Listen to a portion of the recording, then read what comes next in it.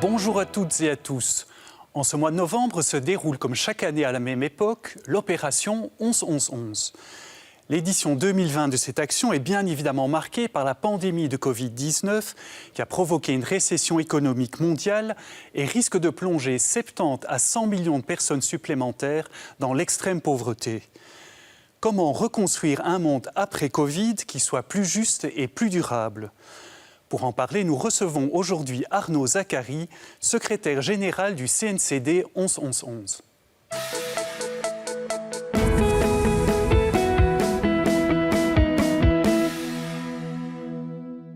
Arnaud Zacharie, bonjour. Merci de nous rejoindre aujourd'hui sur ce plateau pour cette émission. On va évidemment parler de l'opération 11-11-11 et réfléchir également aux défis que représente aujourd'hui une nouvelle forme de mondialisation. Alors, avant d'entrer dans le vif du sujet, je vous propose de rappeler en images ce qu'est le CNCD 11-11-11 et ce qu'il fait. Regardez.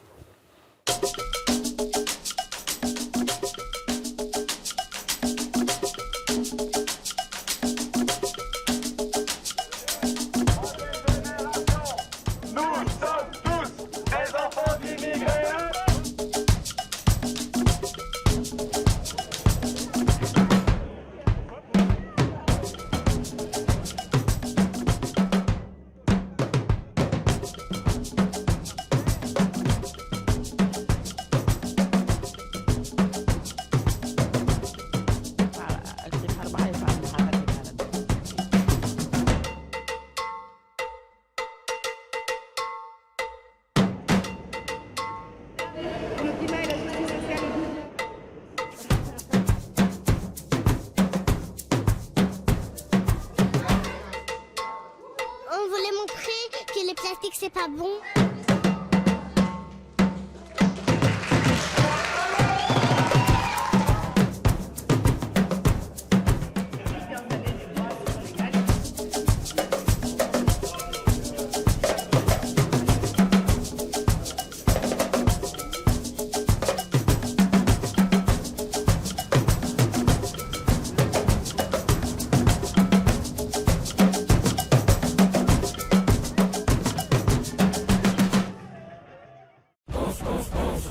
Pour un monde juste et durable. Voilà pour cette séquence qui vient de nous rappeler donc les trois missions essentielles du CNCD 11-11-11. Alors Arnaud Zacharie, votre action évidemment la plus connue du grand public, c'est l'opération 11-11-11 qui se déroule en ce moment même, donc du 5 au 15 novembre. Quel est le thème de votre campagne cette année ? Tout simplement la reconstruction du monde d'après, juste et durable. On l'a vu donc depuis des années, notre slogan, c'est le slogan de l'opération 11-11-11, c'est pour un monde juste et durable. Fatalement, dans le contexte actuel du coronavirus, qui n'est pas seulement une crise sanitaire, malheureusement, ça provoque, comme on le sait, une récession mondiale et une grave crise économique et sociale dans les pays en développement, avec des dizaines de millions de personnes qui sont en train de replonger dans l'extrême pauvreté, dans la faim. Donc, il faut reconstruire ce monde de manière plus juste, plus durable, plus résiliente. Et donc, on a simplement dû adapter un peu notre slogan, mais en fait, la crise actuelle ne fait que nous renforcer dans la nécessité de construire justement des relations internationales qui soient plus justes et plus durables.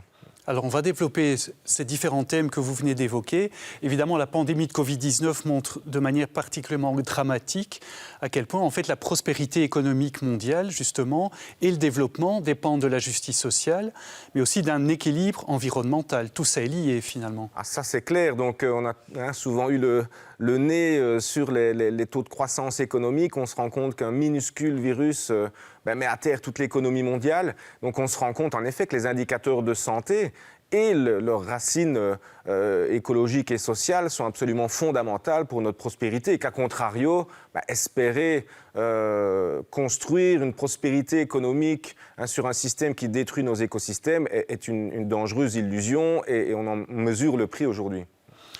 Alors on l'a vu aussi dans la séquence, le CNCD 11-11-11 interpelle régulièrement les responsables politiques pour les inciter à repenser certaines choses. Est-ce que l'aide au développement belge, l'aide belge au développement plutôt, aujourd'hui est suffisante ? Non, certainement pas. Donc, on vient de fêter les 50 ans de l'engagement international de mobiliser 0,7% des richesses des pays riches en aide publique au développement. La Belgique, elle est à 0,41% en 2019. Donc, la Belgique est clairement devenue un mauvais élève de la classe européenne.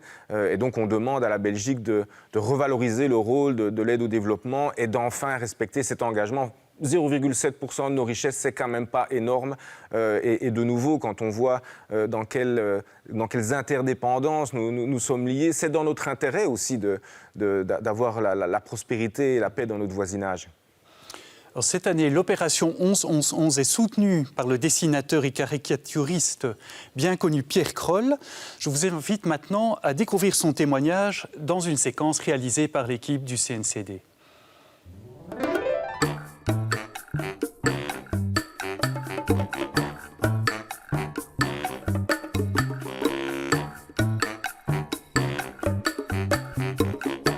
J'ai beaucoup dessiné ce virus depuis des mois. Et dans le cas de 11-11-11, je pourrais l'imaginer avec, je sais pas, avec la Terre entière. Mais voilà, il se sera bien amusé et je ne sais pas comment le représenter ici, mais sur Terre, c'est évidemment chez les plus pauvres que ça aura fait sans doute les plus de dégâts. Je ne parle même pas maintenant de la maladie, bien sûr, on est en plus moins bien soigné et moins bien pris en charge dans un pays pauvre que dans un pays riche. Bon. Mais ça, c'est sur la maladie. Sur l'effet économique, l'économie, ce sont des dominos. Quand une économie est impactée, c'est en bout de course celui, évidemment, qui a le moins qui perd le plus. J'aime bien utiliser le mot mondialisation en disant aussi qu'elle est nécessaire, à contrario, dans la solidarité. La mondialisation, ça veut dire quoi? Qu'on vit dans un seul et même monde. Alors en économie, ça fait des dégâts dans un sens, mais ça devrait être aussi compris par tous pour comprendre qu'on est liés par le même sort, quoi. Alors là, je termine un dessin sur l'opération elle-même, c'est-à-dire les gens auxquels on demande de l'argent et auxquels on vend tout ce que vous vendez. Et j'aime le faire avec optimisme. Voilà, c'est une madame qui dit c'est quoi votre opération? Madame, en gros, c'est pour un monde meilleur. Ah, mais c'est formidable ça, alors tenez, donnez-moi tout ce que vous avez, je vous achète tout. Il ne faut pas se limiter à penser que c'est son voisin qu'il faut aider. C'est vrai, mais quelqu'un qui est à 10 000 km d'ici, c'est son voisin aussi, dans notre monde. J'ai une sympathie, on peut dire, particulière pour l'opération 11-11, qui date d'un temps où j'entendais des gens dire ah oui, moi je veux bien aider, je ne vais pas citer d'autres opérations, mais ceci ou cela pour les Belges, contre la pauvreté en Belgique, ou contre le cancer, ou contre je ne sais pas quoi, mais ici, moi je ne me préoccupe pas des gens qui sont loin. Mais d'abord, si vous avez un tout petit peu de moyens, pourquoi pas faire les deux? Je veux dire, vous pouvez donner de l'argent pour aider à la lutte contre le cancer en Belgique et acheter un chocolat à l'opération 11-11-11. L'un n'empêche pas l'autre. Et donc ça m'avait choqué et je m'étais dit, si je dois apparaître un peu comme parrain, enfin, je ne sais pas comment on peut dire ça, enfin, comme soutenant une opération, autant que ce soit celle de 11-11-11. 11-11-11, 2020, j'ai beaucoup de chiffres. Hein. 5 au 15.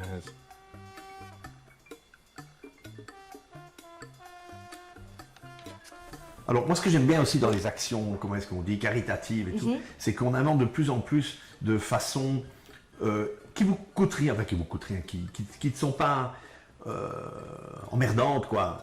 Cette année, on vend une tablette de chocolat, vend un livre de recettes aussi.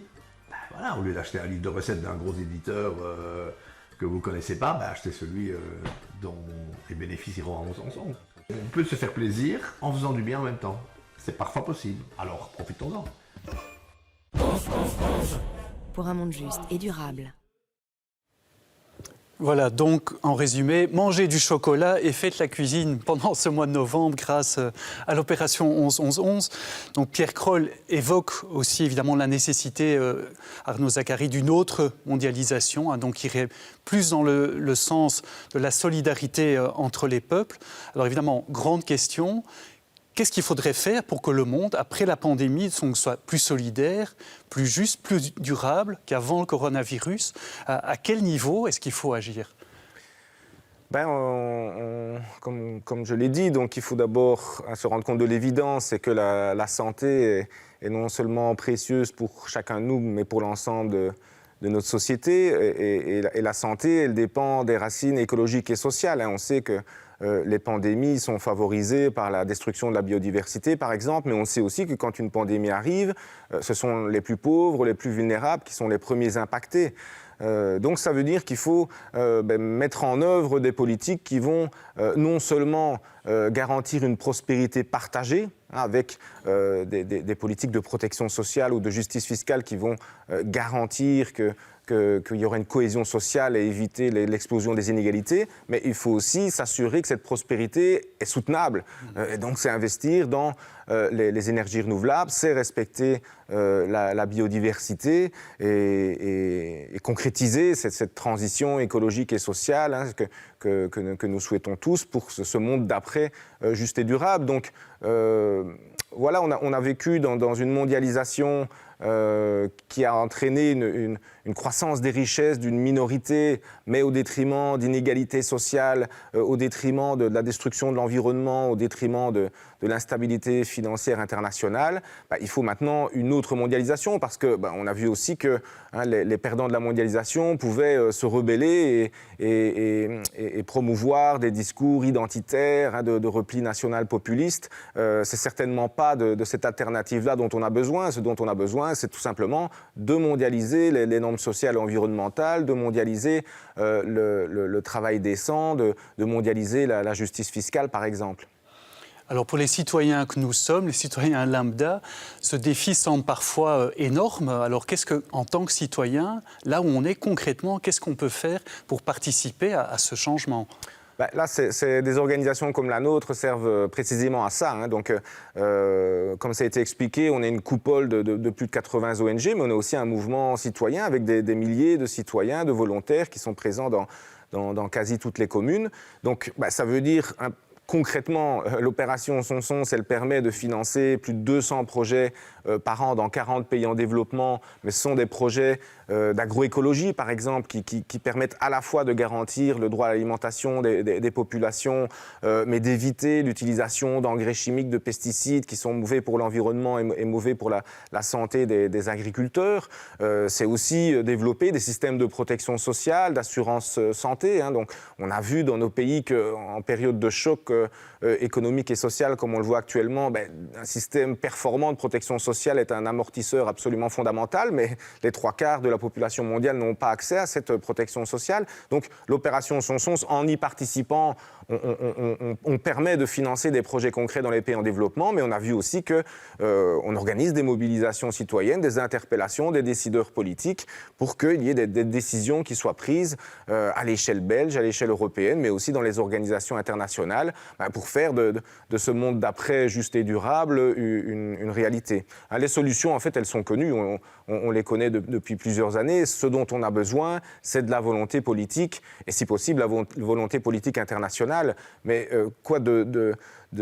qu'est-ce qu'il nous faut de plus qu'une pandémie par définition mondiale, avec la plus grande récession mondiale depuis la Seconde Guerre mondiale, pour qu'il y ait justement ce déclic, pour qu'il y ait enfin cette volonté politique internationale de reconstruire ce monde d'après-coronavirus de manière plus juste et durable. Alors c'est vrai que la mondialisation peut parfois sembler quelque chose d'abstrait pour beaucoup de personnes. D'ailleurs, Pierre Kroll l'a évoqué dans la séquence. Une réaction qu'on entend souvent, c'est pourquoi aider des gens qui sont loin alors qu'il y a assez de misère chez nous. Qu'est-ce que vous répondez à des personnes qui vous disent ça ? Je réponds deux choses. D'abord, on se rend compte, nous, parce qu'on est quand même ça fait des années que je participe à ces récoltes de fonds On constate que ceux qui disent « Ah, on ne peut pas donner pour les pauvres du Sud parce qu'il y a déjà suffisamment de pauvres ici en Belgique », ce sont des gens qui ne donnent ni pour l'un ni pour l'autre. Et bien souvent, les gens et les téléspectateurs qui sont des donateurs le savent, ils sont des multidonateurs. Ils ne donnent pas à une seule cause, ils donnent à plusieurs causes. Donc ça, c'est une première réponse. Mais la deuxième réponse, qui est, à mon avis, la plus importante, c'est qu'on vit dans un monde de plus en plus interdépendant. Donc espérer vivre dans un îlot de prospérité quand on baigne dans un océan de misère, c'est une illusion parce qu'il y a des effets boomerang et les effets boomerang, on les constate chaque année. C'est clair qu'on a toujours le sentiment que notre quotidien est déterminé d'abord par ce qui se passe au niveau local, mais ce qu'on oublie bien souvent, c'est que les grands événements qui ont des répercussions au niveau local, en fait, ils ont des racines internationales, et on le voit encore avec ce qui se passe cette année, ce qu'on appelle l'effet papillon, enfin, un minuscule virus qui part de Chine et en quelques semaines qui paralyse l'économie mondiale. Alors, vous l'avez évoqué, beaucoup de projets qui sont soutenus par votre opération et par les différentes ONG qui sont regroupées sous votre coupole. Il y a 213 projets, d'après votre site, dans 40 pays différents. Alors, quand un citoyen chez nous achète du chocolat ou un livre de cuisine, ou fait un don en ligne, c'est possible aussi, il faut le rappeler, comment l'argent arrive-t-il jusqu'aux différents projets? Comment ça se passe concrètement? Très simplement, donc... chaque année, ces 200 projets dans une quarantaine de pays sont portés par une trentaine d'ONG belges. Nous sommes la coupole des ONG belges. Il y en a beaucoup plus que 30, mais bon, chaque année, il y en a une trentaine qui bénéficient des fonds de l'opération Sons. Et toutes ces ONG travaillent avec des partenaires locaux, bien souvent depuis de nombreuses années, ont donc une connaissance de terrain eux-mêmes, mais surtout ont des partenaires qui sont capables d'identifier les besoins et de mettre en œuvre les projets en question. Donc, l'opération Sons, contrairement à la coopération développement gouvernemental, c'est une coopération quasi de peuple à peuple, de citoyen à citoyen, sachant qu'on ne transite pas par les gouvernements, par les États. C'est une aide qui va aller directement vers les communautés locales dans les pays les plus pauvres. Alors, je vous propose maintenant justement d'aller à la rencontre d'un exemple concret parmi ces différentes réalisations soutenues par l'opération 11-11-11. Il s'agit en l'occurrence d'un projet d'économie sociale développé au Burkina Faso. Regardez.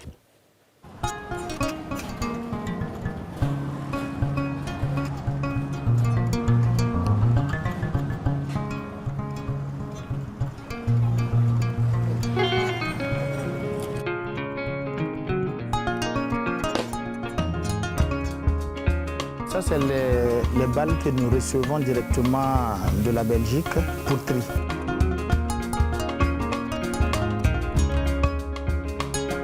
Nous recevons directement de la Belgique, mais c'est récolté un peu d'un peu partout. Là, nous avons le premier tri qui consiste à mettre toutes les pièces par catégorie.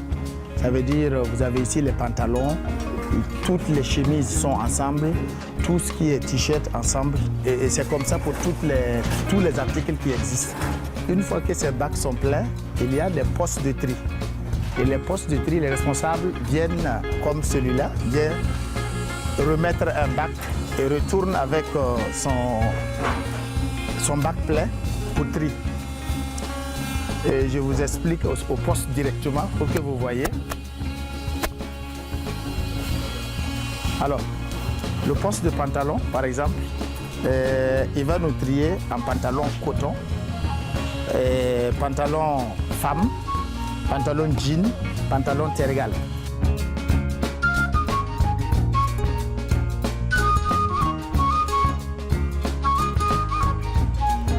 En tout cas, vraiment, on est content d'avoir ce travail parce que ça nous aide beaucoup à la maison. Faire ce qu'on veut. Les vêtements sont repartis sur la place du marché. Nous avons des commerçants qui viennent payer pour revendre sur le marché. Les bénéfices sont utilisés par le Baobab pour financer ces projets sociaux. C'est l'objectif d'ailleurs de ce centre de tri, créer des emplois et utiliser les bénéfices pour financer les projets. Il y a l'alphabétisation, il y a le jardinage, il les transformations et tout. On travaille avec beaucoup d'autres associations dans les provinces. Donc nous arrivons, grâce à cet outil, à créer de l'emploi, à mobiliser un peu de ressources et à continuer le partenariat avec Terre, qui est le fournisseur, où il y a un travail qui se fait là-bas, ils ont des travailleurs, il y a des ressources, nous participons à l'essor, à l'évolution de cette entreprise d'économie sociale, tout en développant la même chose ici, en créant de l'emploi ici et en maintenant de l'emploi au nord. Pour un monde juste et durable. Voilà ce qui est frappant, Arnaud Zacharie, dans ce projet ici, mis en place par les ONG Baobab et Autres Terres, c'est finalement de constater toutes les connexions, les partenariats que ça implique. Oui, tout à fait. Donc, d'abord, partenariat évidemment entre la Belgique et le Burkina Faso, avec Terre, Autres Terres et les partenaires burkinabés. Mais ce qui est important aussi de souligner dans ce type de projet, c'est toute la cohérence qu'il y a entre l'objectif de créer des emplois, mais aussi de recycler. Donc, c'est bon pour l'environnement et tout ça dans des conditions de travail décentes. Donc, c'est toujours très important de prendre toutes les dimensions du développement durable. Autrement, on va répondre à un enjeu social, parfois en faisant plus de mal au niveau environnemental. Donc, on cherche systématiquement à intégrer les différents piliers du développement durable dans chacun des projets qu'on finance. Alors, un autre défi, évidemment, en ces périodes de pandémie, donc on a parlé de la Finlande monde qui progresse, l'effondrement de l'économie, évidemment l'accès aux soins, et donc dans certains pays, ce n'est pas du tout évident, en particulier dans certains pays d'Afrique. Ouais, très clairement, dans beaucoup de pays d'Afrique subsaharienne, quand on est malade, on n'a tout simplement pas les moyens d'aller voir un médecin ou d'aller à l'hôpital. C'est d'ailleurs une des raisons pour lesquelles les statistiques de la pandémie actuelle sont moins forts dans certains pays d'Afrique subsaharienne. Bon, c'est d'abord parce que ces pays sont habitués, contrairement à nous, à vivre avec les pandémies et donc ont des gestes barrières plus naturellement que dans nos pays riches. Mais c'est aussi le fait, malheureusement, que les gens, bien souvent, meurent chez eux sans que cela soit relevé, tout simplement parce que nous, on comptabilise les morts dans les hôpitaux, mais si on n'a pas les moyens d'aller à l'hôpital, fatalement, on ne fait pas partie des statistiques. Alors Arnaud Zacharie, vous avez également publié un livre à l'occasion de la campagne 11-11-11, l'opération 11-11-11. Donc la transition écologique et sociale, c'est le titre du livre, publié aux éditions Liberté et j'écris ton nom. La transition écologique et sociale, donc les deux sont intimement liés. Elles sont intimement liées. D'ailleurs, moi je pense qu'on n'aura pas de transition écologique sans transition sociale. Bon, tout simplement parce que d'abord ce sont les plus pauvres qui sont les principales victimes du changement climatique, par exemple, alors qui sont les personnes qui en sont le moins responsables. Mais parce que si la question de la transition écologique est une charge financière sur les épaules des plus vulnérables, alors elle sera tout simplement rejetée, comme on l'a vu par exemple en France avec les Gilets jaunes. Mais la transition écologique et sociale, elle vise une prospérité soutenable et partagée. Donc ce n'est pas seulement transformer nos modes de production et de consommation pour qu'ils soient soutenables, pour qu'ils soient durables pour l'environnement. C'est aussi avoir un modèle économique qui soit beaucoup plus inclusif, qui permette d'éradiquer les inégalités abyssales qu'on constate de nos jours via la mondialisation du travail décent, via la justice fiscale et via la mondialisation de la protection sociale, qui a quand même fait ses preuves dans nos pays, mais qui malheureusement reste une réalité pour une minorité de la population mondiale. On a parfois l'impression que cette transition écologique et sociale va coûter cher, mais finalement, ça bénéficiera aussi à l'économie et même chez nous. Ce qui va coûter cher, ce qui coûterait cher, c'est de ne rien faire, y compris le réseau des banques centrales à l'échelle mondiale vient de publier un rapport qui est très parlant. Elle dit si on ne fait rien au business as usual, si on continue comme ça, ça nous coûtera 25% du PIB mondial. Par contre, si on va vers la neutralité carbone, comme on s'est notamment engagé à le faire au niveau de l'Union européenne, d'ici à 2100, ça nous coûtera en investissement seulement 4% du PIB. Donc le calcul, il est vite fait. Si on veut continuer comme ça va nous coûter très cher. Par contre, si on investit dans ces projets durables, alors on va y gagner fortement. Et d'ailleurs, les taux d'intérêt internationaux, et c'est le cas en Europe et en Belgique, sont très faibles et sont même négatifs. Donc les États doivent investir aujourd'hui dans ces projets d'avenir, dans cette transition écologique et sociale, parce qu'on a une opportunité historique de sortir de cette crise par le haut et de corriger finalement les dérives du système économique mondial dans lequel on vit depuis des années. Si on ne fait pas ça, on va dépenser des millions et même des milliards à l'échelle mondiale à reconstruire un système inégalitaire et insoutenable. Que pensez-vous de la notion d'écologie intégrale qui est un peu proposée par le pape François depuis 2015 avec son encyclique Laudato Si, tout dernièrement aussi, dans sa dernière encyclique sur la fraternité humaine? Il dit aussi qu'il ne suffit pas de réparer le système, mais qu'il faut profondément le changer. J'imagine que vous êtes d'accord avec le pape François. Là-dessus, c'est très clairement la reconstruction écologique et sociale, c'est clairement ça. C'est de partir du constat que le but du jeu aujourd'hui, c'est pas de sauver le système, c'est pas de relancer le système. Et le vocabulaire est important. C'est de reconstruire le monde d'après de manière juste, durable, résiliente. Et donc, ça veut dire qu'il faut changer de logiciel. Et ça veut dire qu'il ne faut pas sauver tous les secteurs de manière aveugle comme on est en train de le faire. Parce que depuis ces derniers mois, par exemple, on est en train de dépenser des milliards pour sauver le secteur des énergies fossiles. Or, on sait que c'est plutôt dans les énergies renouvelables qu'on doit investir. Donc, c'est important de cibler les secteurs d'avenir. Et si on le fait, alors cette crise pourrait être une opportunité. Alors, qu'est-ce que vous diriez justement à des personnes qui travaillent dans le domaine des énergies fossiles? On sait qu'il y a des grandes fortunes derrière, mais il peut y avoir aussi concrètement des personnes qui travaillent en Allemagne, par exemple, dans le charbon. Qu'est-ce que vous leur dites? La transition n'est pas forcément évidente pour eux. Ça, bien sûr, mais c'est pour ça qu'il faut renforcer les systèmes de protection sociale, mais c'est pour ça aussi qu'il faut investir dans les secteurs d'avenir. On va créer énormément d'emplois dans les secteurs des énergies renouvelables, dans le secteur de recyclage des ressources naturelles, par exemple. Donc, des emplois, il va y en avoir davantage que dans le système actuel. D'ailleurs, il y a des études qui ont été faites. Et figurez-vous qu'en Europe, le pays qui bénéficierait le plus en termes d'emplois, de création d'emplois d'une transition écologique et sociale, c'est la Belgique. Donc, qu'est-ce qu'on attend? Allons-y. Non seulement ça va être bon pour l'environnement, non seulement ça va être bon pour le social, mais ça va être bon pour l'économie et pour l'emploi. Arnaud Zacharie, merci beaucoup d'être venu nous parler de l'opération 11-11-11 et aussi donc, des défis du changement climatique, social pour un monde plus juste et plus durable. Chers amis, merci à vous d'avoir été avec nous aujourd'hui. On peut rappeler, pour toute information sur l'opération 11-11-11 actuellement en cours, vous pouvez avoir toutes les informations donc, sur le site cncd.be. Et si vous souhaitez revoir cette émission, c'est sur Ovio ou sur le site catobel.be. Merci encore et à très bientôt.